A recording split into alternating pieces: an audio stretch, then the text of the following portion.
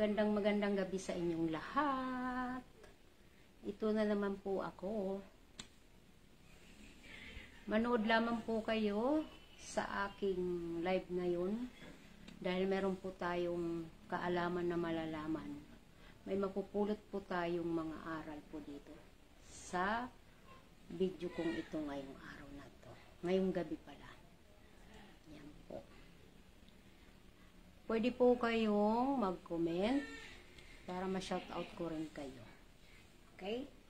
Magandang gabi po sa inyong lahat. Ang ating ngayong tutukuyin ay ang tatak o tanda ng Panginoon Diyos. Yun po ang ating segment tonight. Slow connection siya. Okay lang. Patuloy lang tayo. Yan. Basahin ko muna itong pangpitong trompeta. Hi! Shout out sa iyo. Pasok lang kayo, pasok. Para ma-shout out ko na rin kayo. Yan. Babasahin ko muna itong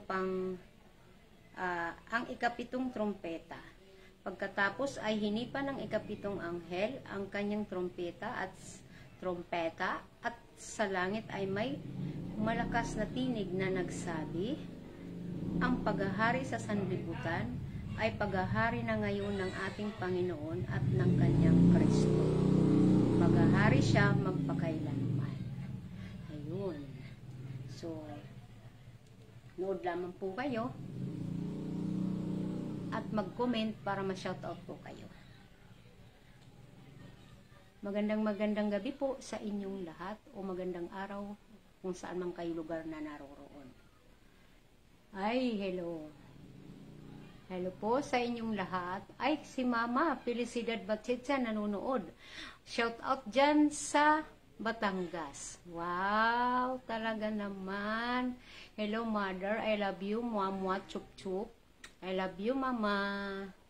Felicidad Batitsa is watching. Shout out dyan sa Batangas, kay Daiday, kay Wandit. Yan, sa inyong lahat dyan. Shout out. Tungkol sa Biblia po ang ating ngayong babasahin, yung tatak ng ating Panginoon Diyos, ang ikapitong trompeta po.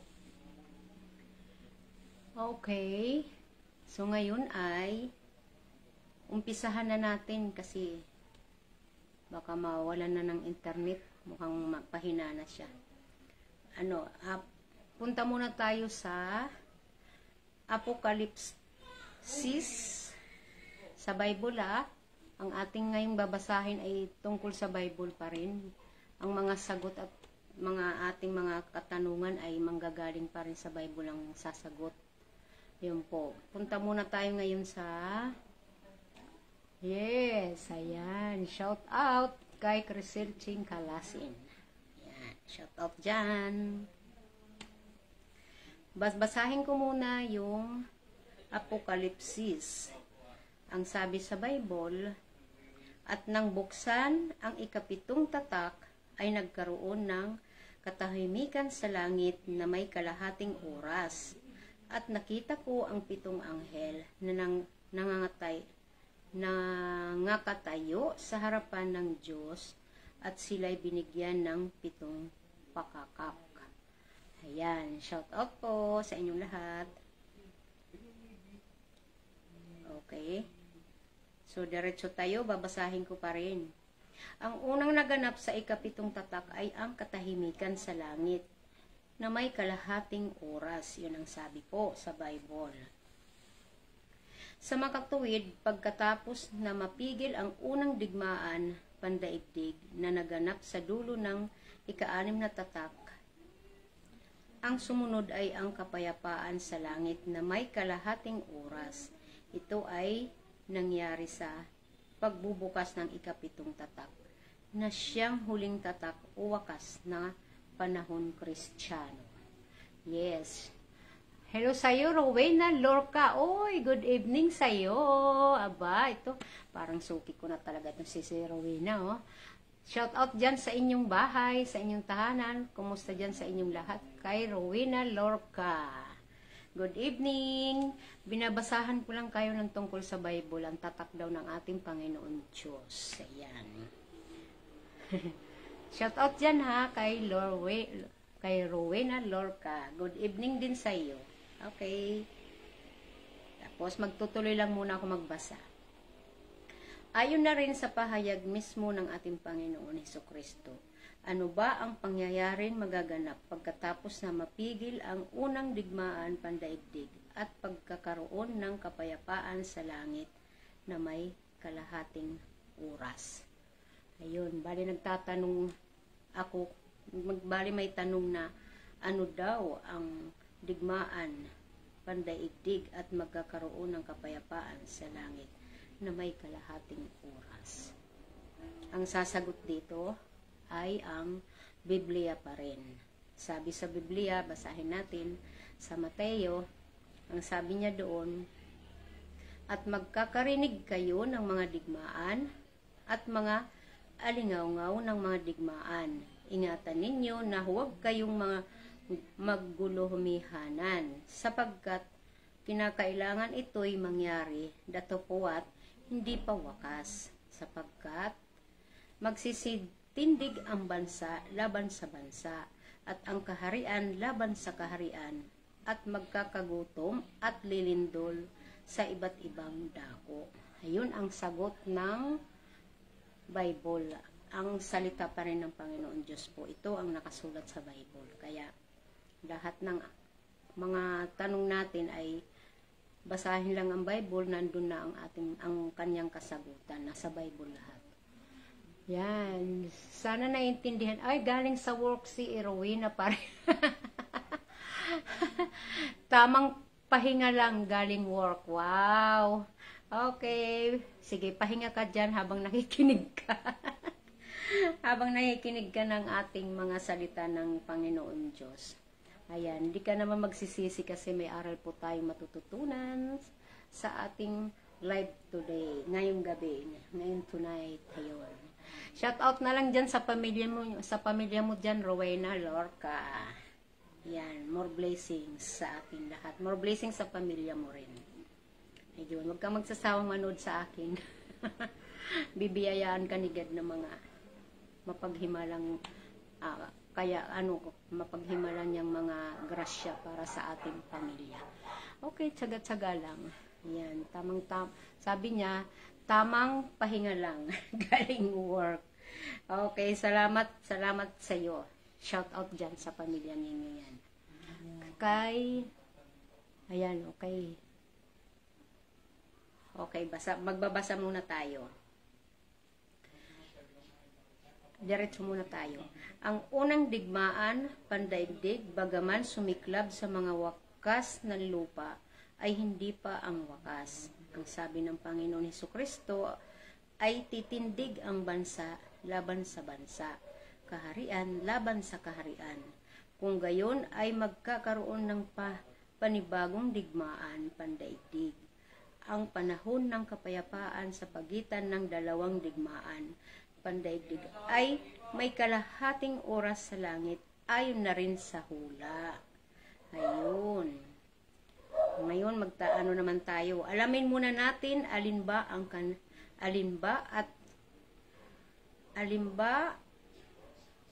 langit na nagkaroon ng katahimikan ng mapigil ang unang digmaan pandaigdig. Bakit may kalahating oras lamang ang itinagal nito? Ayan, alamin natin kung ano yung sagot ng ating Panginoon Diyos. Babasahin pa rin natin ito sa Bible pa rin. Bible pa rin ang sasagot. Yan, ang sabi dito sa Apokalipsis, at ang langit ay nahawi na gaya ng isang isang lulong aklat. Kung nalulun at ang bawat bundok at pulo ay naaalis sa kanilang kinatatayuan, at ang mga hari sa lupa at ang mga prinsipe at ang mga pangulong kapitan at ang kayamanan at ang mga makapangyarihan at ang bawat alipin at ang bawat laya ay nagsipagtago sa mga yungib at sa mga bato sa mga bundok. Ayun, iyon ang sagot ng ating Panginoon Hesus. Yes. Bring team. Yes, shout out sa inyo. Ben Cross. Okay. Hindi ka patulog, Rowena Lorca. Shout out dyan sa iyo. Malapit na tayo matapos. Babasahin ko lang ng diretso. Ayun. Sunod ko na ang nagkaroon na tayo ng hindi. Ang kahulugan ng bundok ay ipinaliwanag na sa atin.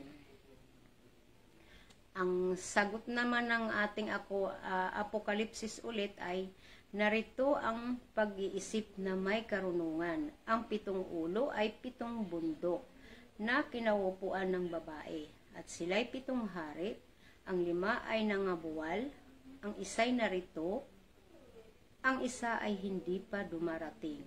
At pagdating niya ay dapat magtagal ng sandaling panahon. Ayun, yun yata ang sinasabi na mananahimik ng halos kalahating oras sa kalangitan. So ngayon, sabi pa, ang bundok ay pinuno ng isang kaharian. Ano naman ang kahulugan ng pulo? Naglalag. Mahina dito, ulit. Naglalag pala. Sabi pero mo mamaya ka na ulit maglalag, mahina internet.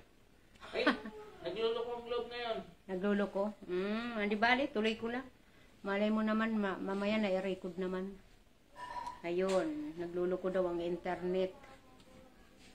So, isa pang kasagutan sa Isayas naman. Kaya't luwalhatiin ninyo ang Panginoon sa silangan, sa makatuwid bagay, ang pangalan ng Panginoon ng Diyos ng Israel sa mga pulo ng dagat. Ayun. Ang pulo ay kumakatawan sa bansa. Alamin naman natin ang langit na nahawi o nawalan ng kapayapaan dahil sa digmaan. Ang sasagot pa rin ay ang ating Bible, Biblia pa rin. Dito naman tayo pupunta sa Levitico. Ayan, at sisirain ko ang kahambugan ng inyong kapangyarihan at gagawin kong parang bakal ang inyong langit at parang tanso ang inyong lupa. Ayan po.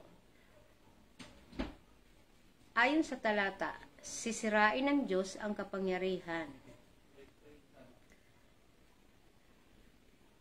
ng mga hari bilang sumpa sa kanila. Malinaw na ang langit na nahawi o nawalan ng kapayapaan ay ang kapangyarihan ng mga bansa. Ayun po ang ibig sabihin. Yes, Joel Coronado. Shout out sa iyo. Saka kay Rowena Lorca. Shout out. Wandit. Sa Batangas ang aking kapatid, si Wandit Janet. Nanunood. Hello, kumusta dyan, Day, sa Batangas? Kumusta ka mga tanan, dida? Nag-ano ako ng Bible, sinishare ko lang. Yan. Ang segment ko ngayon ay yung tatak ng Panginoon Diyos, yung pangpitong mangkok. Yan. So ngayon, anong ibig sabihin na nawalan ng kapayapaan ang kapangyarihan? Ang sasagot pa rin ay ang Biblia.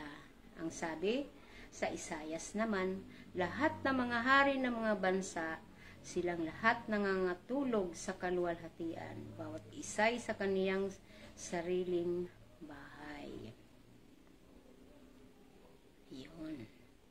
So, ang langit na binabanggit sa pagbubukas ng ika-7 tatak ay ang langit ng mga hari at mga bansa. Ang katahimikan ay nangyari na ng unang digmaan pandaigdig. Yun po.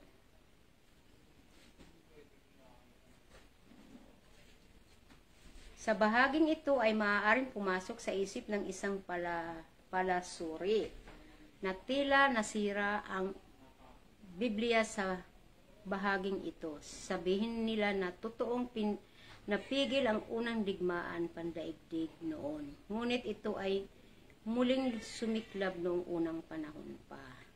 Kung susumahin, ang itinagal ng kapayapaan na magitan ay 20 taon at 6 na buwan at 20 araw at hindi kalahating oras lamang. Ayun po. Hello sa iyo, Gloria Aban sa Samar. Shout out dyan. Ate Yoy, shout out dyan sa Samar. Good evening. Buti nanonood ka. Yes, nagluluding yata ako pero pagtyagaan nyo na. Ayun ang sagot ng ating mga mambabasa. Natiyak na rin natin na ng Apokalipsis ay aklat na kinatatalaan ng buong panahon Kristiyano. Ang panahon Kristiyano ay hihinati ng Diyos sa 7 buko ng panahon o 7 tatak. Sa bawat tatak ay may mga pangyayari na kapaloob. Ang may kalahating oras ay nasa ika-7 tatak o wakas na ng panahon Kristiyano. Sa makatuwid, ito ay panahon na ng Diyos at hindi panahon ng tao. Maling unawain ito sa panahon ng tao. Tiyakin naman natin ayon sa Biblia ano ang malaking pagkakaiba ng panahon ng tao sa panahon ng Diyos. Hayaan natin si Apostol Pedro ang sumagot nito. Shout out ulit dyan sa Batangas, kay Wandet, sa aking kapatid, at sa Samar kay Ate Yui. Shout out dyan sa Samar, sa inyong lahat. Yan, ayun ang kasagutan naman ni Pedro ay ito. Datupwat, huwag ninyong kalimutan, mga minamahal, ang isang bagay na ito, na ang isang araw sa Panginoon ay katulad ng 1,000 taon, at ang 1,000 taon ay katulad ng isang araw. Diba? Magkaiba ang panahon natin sa panahon ng ang oras ng Panginoon Diyos ay iba sa oras natin sa tao dito sa mundong ito. Tandaan natin mabuti sa ating isipan na ang isang araw sa Diyos ay katumbas ng 1,000 taon sa tao. Kung hahatiin natin ang isang araw, 24 oras, sa 1,000 taon sa tao, lilitaw na ang isang oras sa Diyos ay katumbas ng 40 taon at 20 buwan sa tao. At ang kalahating oras sa Diyos ay katumbas ng 20 taon at 10 buwan sa tao. Yun ang sinasabi ko. Magkaiba ang ating oras sa Diyos at dito sa lupa. Ayun. Shout out ulit dyan sa Samar. Sa lahat-lahat ng mga nasa Samar. Ate Yui, kumusta dyan? Yan. So, nabanggit. Ang itinagal ng kapayapaan mula ng pagpigil ang unang digmaan pandaigdig noon. Patuloy po tayo sa pagbasa. Yan. Ay 20 taon, 9 na buwan at 20 araw, kulang ng 10 araw para eksaktong kalahating oras. Tama lamang, sapagkat ang binanggit sa Apokalipsis ay nagkaroon ng katahimikan sa langit na may kalahating oras. Sa kalahating oras lamang, hindi sinabing eksaktong kalahating oras. Tama nga naman. So, diretso pa rin tayo. Huwag nating kalimutan na ang paglitaw ng maraming bulaang propeta at relihiyon at pagsiklab ng unang digmaan pandaigdig ay nagganap sa dulo ng ika-6 na tatak. Ang kapayapaan naman na 20 taon, 9 na buwan at 20 araw at pagsiklab ng ika-2 digmaang pandaigdig ay naganap sa simula ng ika-7 tatak o wakas ng panahon Kristiyano. Okay, may intindihan lang siguro ako sa mga marunong sa mga nagbabasa ng Bible. Ayun. So shout out sa inyong lahat. dyan kay Iday sa Batangas at sa Samar. Kay Ate Yui, kumusta dyan sa inyong lahat? Patuloy tayo, magbabasa pa rin tayo. Hindi pa tayo tapos. Sabi ay, huwag din nating kalimutan ang sinabi ng ating Panginoon Hesukristo. Sa panahon ito ng digmaan, pandaigdig ay magkakagutom at lilindol sa iba't ibang dako. Ayon na rin sa kanya, ano ang ibinabadya kapag nakita na ang natupad at ang lahat ng ito na isulat na Apostol Mateo ang sagot ng ating Panginoong Hesus. Yan, basahin natin ang sagot sa Bible. Dito punta man tayo sa Mateo. Ang sabi ay, gayon din naman kayo, pagka nakita ninyo ang lahat ng mga bagay na ito, ay talastasin ninyo na siya'y malapit na nasa mga pintuan nga. Yan po. Papaliwanag natin kung anong ibig sabihin yan. Alin pintuan ang tinutukoy ni Kristo? Sasagutin pa rin ito ng Biblia. Punta tayo kay Mateo ulit. Sabi ni Mateo, at samantalang siya'y nakaupo sa bundok ng mga olebo at nagsilapit sa kanya nang bukod ang mga alagad na nagsisipagsabi, sabihin mo sa amin kailan mangyayari ang mga bagay na ito at ano ang magiging tanda ng iyong pagparito at ng katapusan ng sanlibutan. Yun ang sagot ng ating Panginoon Hesukristo.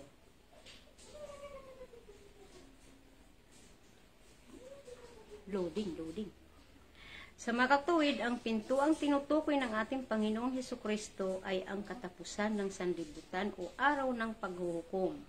Sumapit na ang panahon ng wakas, ng mga wakas na ng lupa.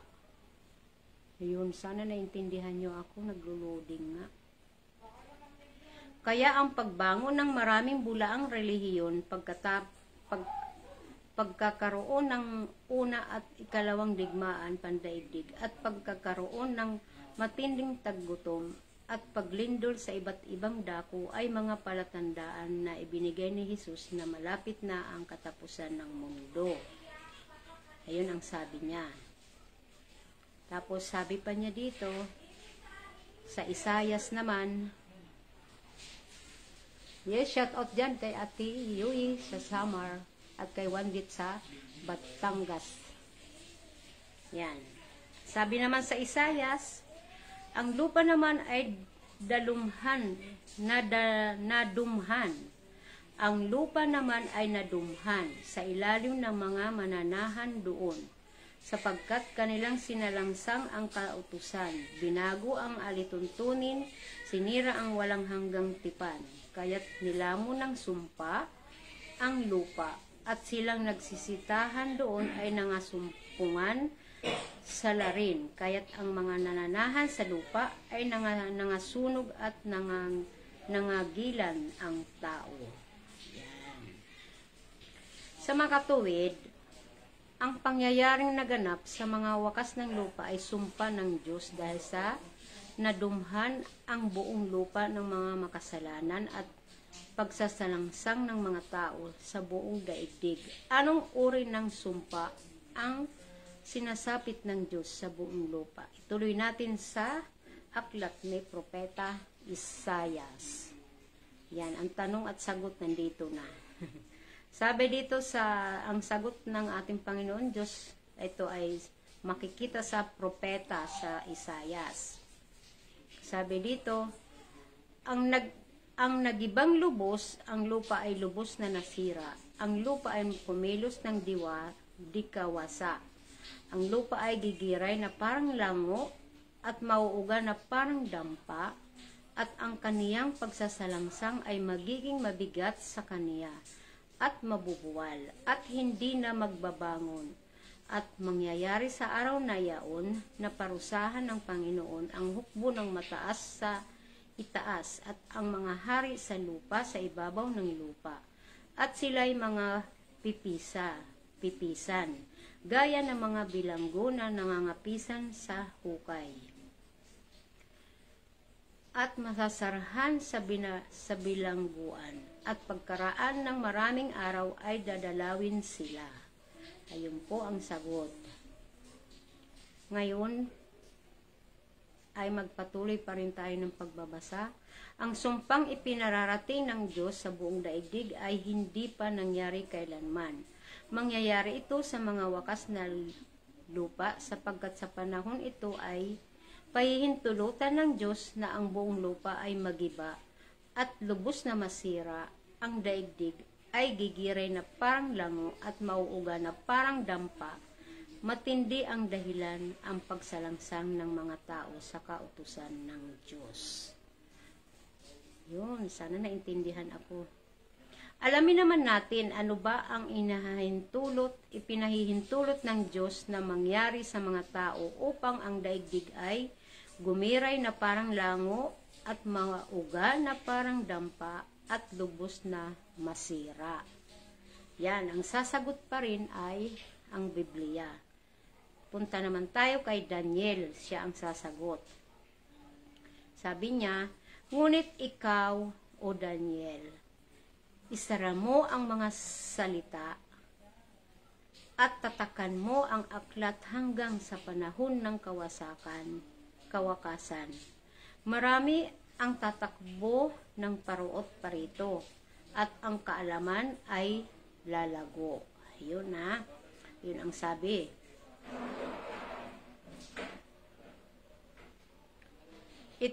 Bali, ang sinabi dito ng ating Apokalipsis na kasulat sa Bible ay marami daw yung mga tatakbo na magpaparoon parito. Totoo naman kasi pag oras na may nangyaring gera o sa isang lugar na may magulo, nagsisialisan sila, pupunta sila sa iba't ibang lugar. So ngayon, ito naman ay magtatanong tayo. Sabi niya ito, itinulot ng Diyos na ang karunungan ng tao ay lumago sa mga wakas ng lupa, upang ang tao na rin ang lumikha ng mga kasangkapan, magpapagiray, magpapauga at sisira sa buong lupa. Siyempre, totoo naman yun, di ba? Pag nagkaano na, mga tao na rin ang katulad nito. Kabilang na dito ang bomba, tangke at eroplano na siyang ginamit upang sumira sa lupa, na yanig ang buong daigdig. Ayan, tama yun, yung mga nasa propesiya sa Bible. Shout out dyan kay Lorca at kay Ate Yuyi at kay Day sa Batangas. Ayun, ang sabi naman dito ang sagot naman ng Biblia ay ito. Punta tayo sa Ecclesiastes. Nakita ko ang kawalan ng katarungan sa daigdig. Ang mga inaapi ay lumuluha, ngunit walang tumutulong sa kanila sapagkat makapangyarihan ang sumisikil sa kanila. Diba nangyayari naman na talaga yan? Totoo nga talaga. Nawalan ng katarungan sa daigdig, labis ang pagsisikil at pag-aapi ng mga makapangyarihan sa mga mamamayan na ikinahapis nila. Dahil dito, ayon na rin sa ating Panginoon Hesukristo, ano ang ibinunga nito sa daigdig. Yes, ito ang sagot niya kay Mateo. At dahil sa pagsagana ng katampalasanan, ang pag-ibig ng marami ay lalamig, datukuwat, ang magtitiis hanggang sa wakas ay siyang maliligtas. Iyon ang sabi niya. Sa mga tuwid, sa mga huling araw, kaalinsabay ng paglago ng karunungan, ang paglago ng katampalasanan ng mga tao, lalamig rin ang pag-ibig sa Diyos ng marami. Ngunit ang magtitiis hanggang sa wakas ay siyang maliligtas. Kaya, Ngunit dahil sa paglago ng katampalasan ay lalamig ang pag-ibig ng marami sa Diyos. Ayun. So, ang sasagot dito naman ay sa Mateo naman. Punta tayo kay Mateo. Sabi ni Mateo, "Datapwat ang lahat ng mga bagay na ito ay siyang pasimula ng kahirapan. Kung magkagayoy, ibibigay kayo sa kapighatian at kayo'y papatayin at kayo'y kaupuutan ng lahat ng mga bansa dahil sa aking pangalan at kung magkagayoy, maraming mga titisod at mangangagkakanuluhan ang isa't isa at puutan ang isa't isa. Magsisibangon ang maraming bulaan, propeta, at kanilang ililigaw ang marami." Tama yan, nangyayari na yan. Marami ng mga iba't ibang mga relihiyon kasi hindi natin alam kung ano kung tama ba o hindi ang mga pinangangaral nila. Pero para sa akin, lahat ng relihiyon welcome para sa akin.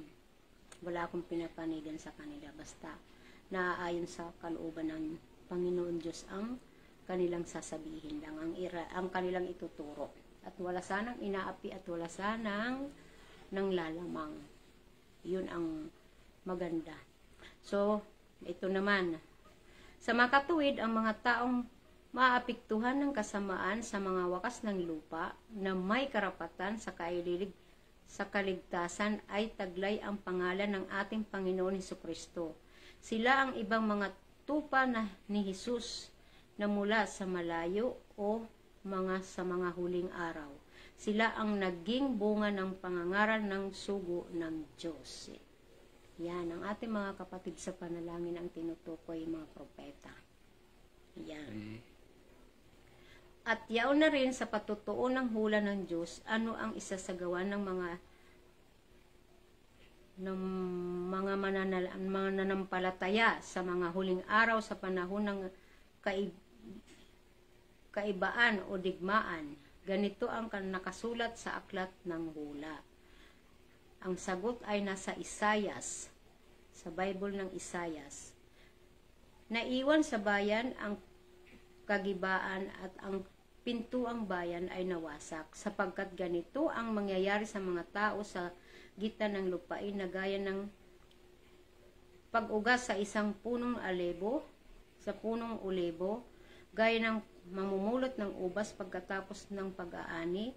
Ang mga ito ay maglalakas ng kanilang tinig, sila'y magsisihiyaw dahil sa kamahalan ng Panginoon ay magsisihiyaw sila ng malakas mula sa dagat, kaya't luwalhatiin ninyo ang Panginoon sa silanganan.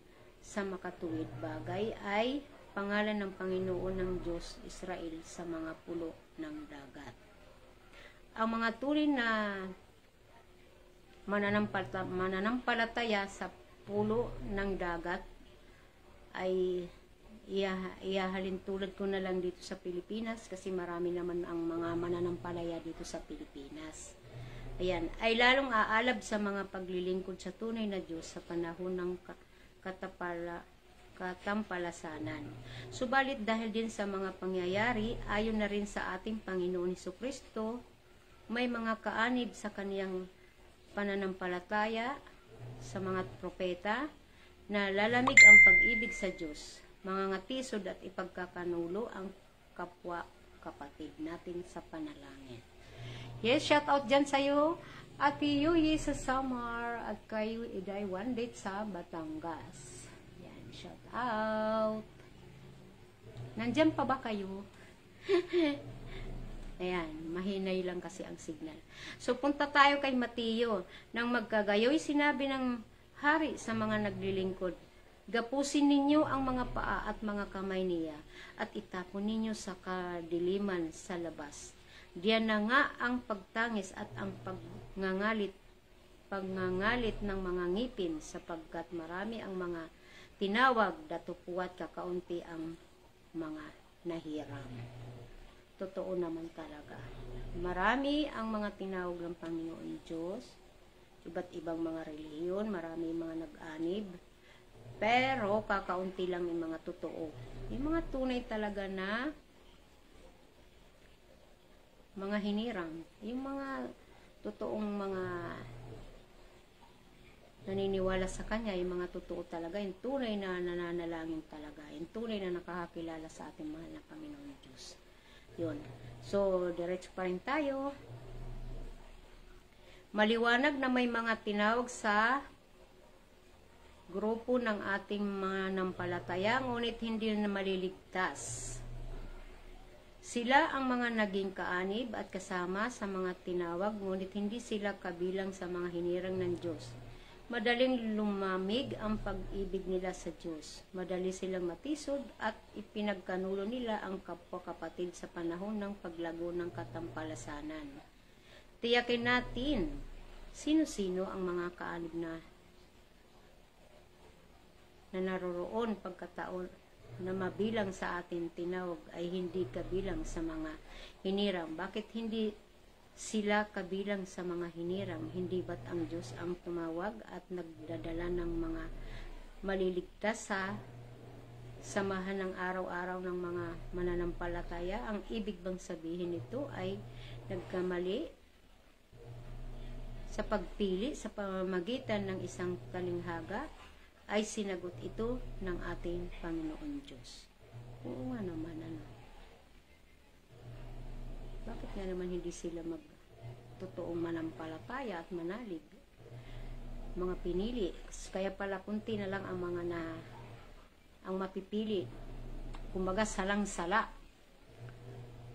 Hi, Jocelyn Pangan. Good evening sa iyo dyan. Kay Ate Yui, good evening. Shout out sa inyo dyan.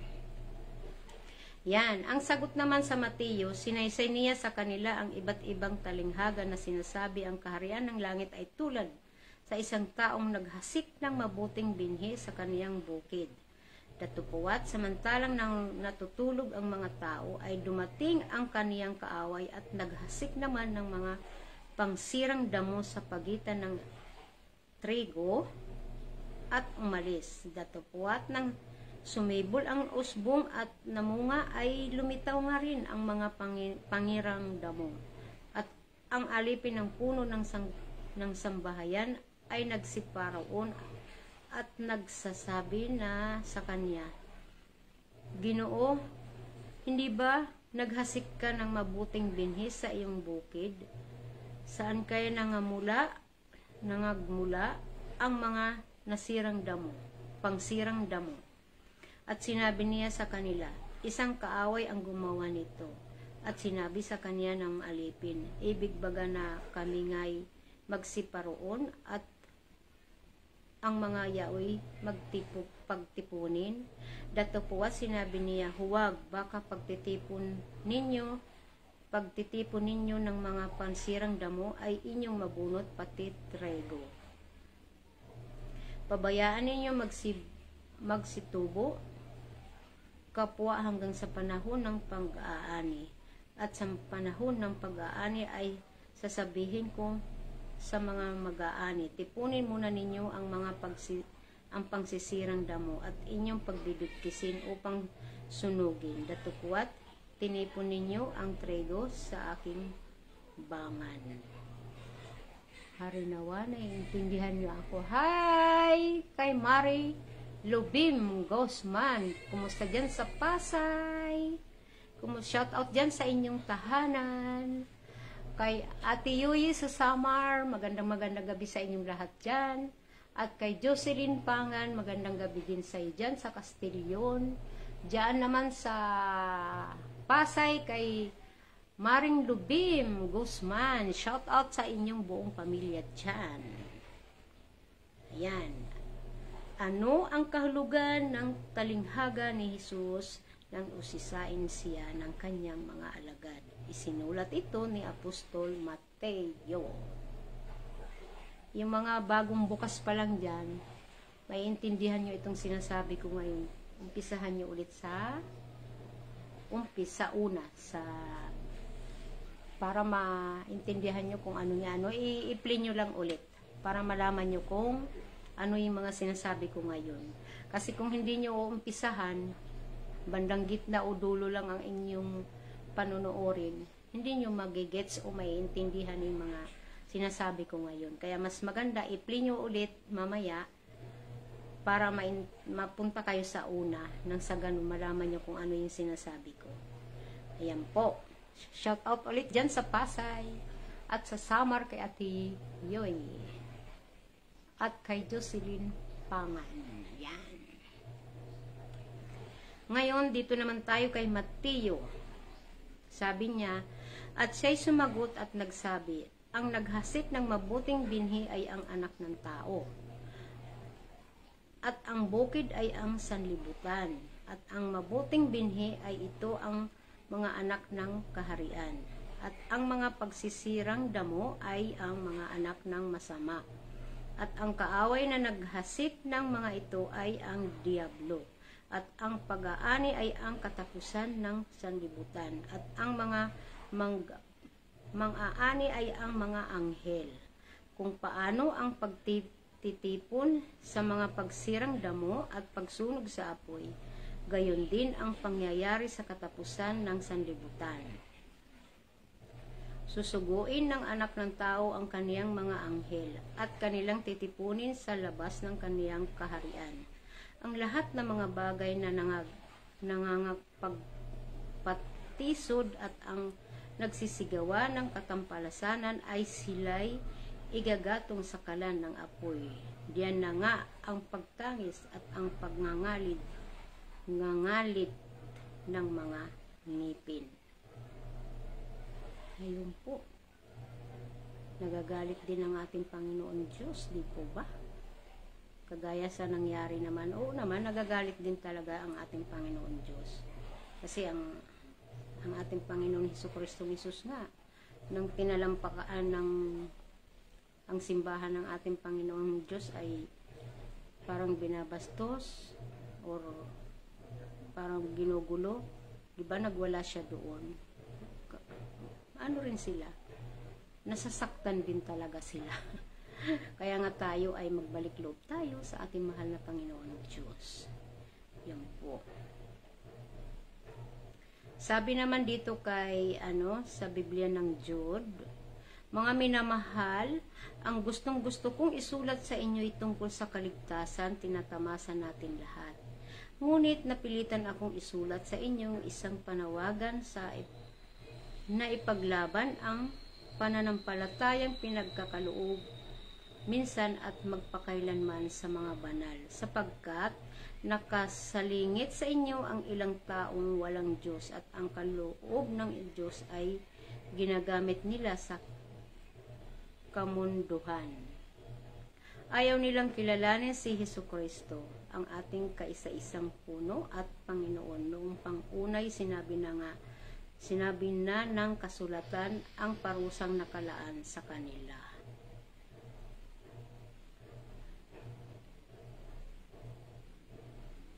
Ayan.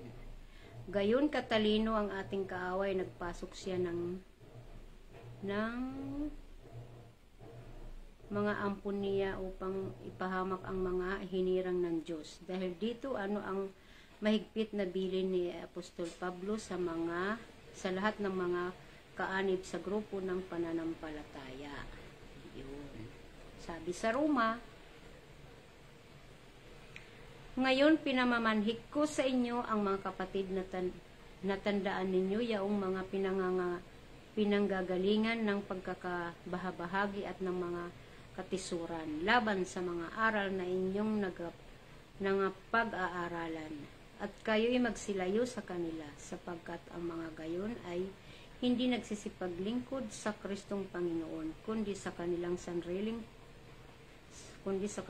sariling tiyan at sa pamamagitan ng kanilang mabuting pananalita at may inam na mga talumpati ay dinadaya ang mga puso ng mga walang malay, sapagkat ang inyong pagtalima ay naging bantog sa lahat ng mga tao, kaya't nagalak ako tungkol sa inyo. Datapuat ibig ko na kayo'y maging marunong sa kabutihan at musmus sa kasamaan at si Satanas ay dudurugin ng Diyos ng kapayapaan sa madaling panahon sa ilalim ng inyong mga paa. Ang biyaya nawa ating Panginoong Hesukristo ay sumainyo. Yes, shout out sa inyong lahat. Sana naintindihan nyo yung sinabi ko. Sana lang, kasi ang haba eh. Bakit gayon ang higpit ng bilin ni Apostol Pablo sa lahat ng mga hinirang? Oo nga naman.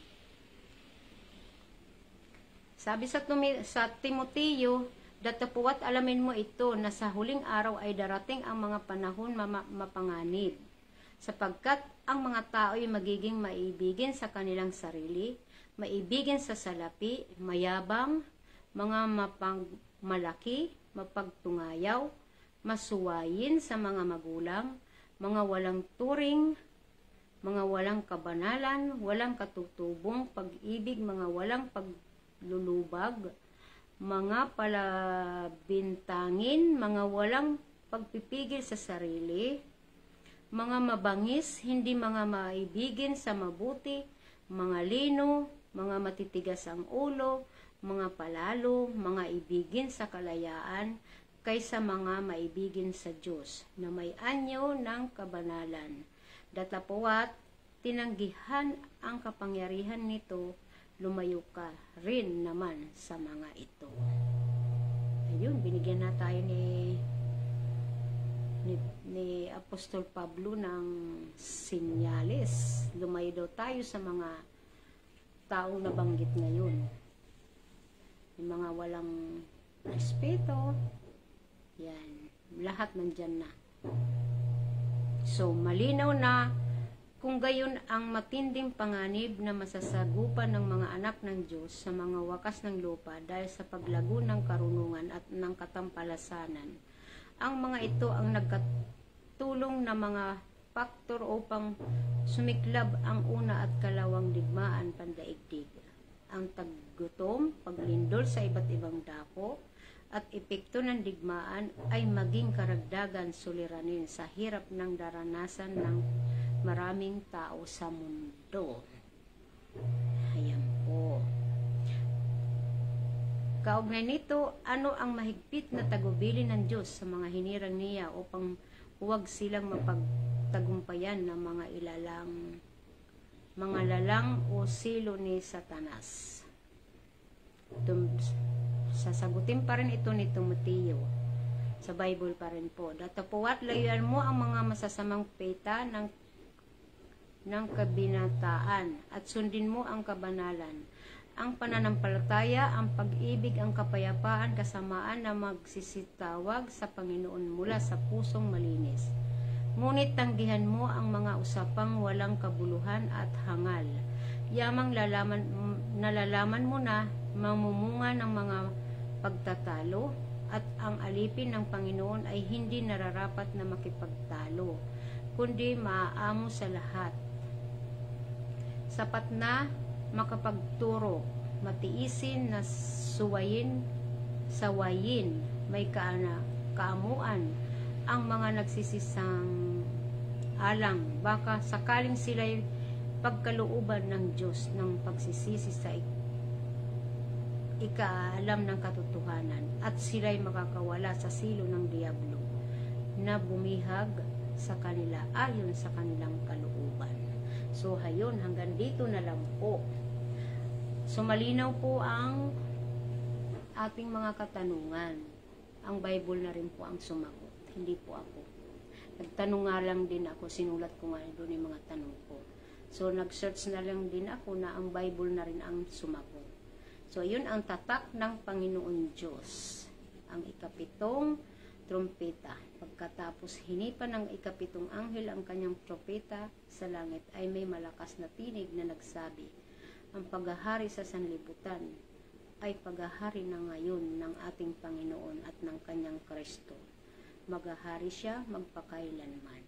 Amen. So, ayan, maraming salamat po sa inyong panunood sa akin. Sana naintindihan nyo ako. Ate Yui, kumusta di daha Samar? Shout out dyan sa inyong lahat. Hello, Mari. Sa Pasay, Maring Lubim, kumusta dyan? Yes, ang aking kasister na si Jocelyn Pangan. Shout out sa inyong lahat. Thank you, thank you. Naglo-loading lang kasi. Hindi ko alam kung buo yung record niya. Okay, so hanggang sa susunod ulit. Maraming salamat. Bye. Good night. Thank you.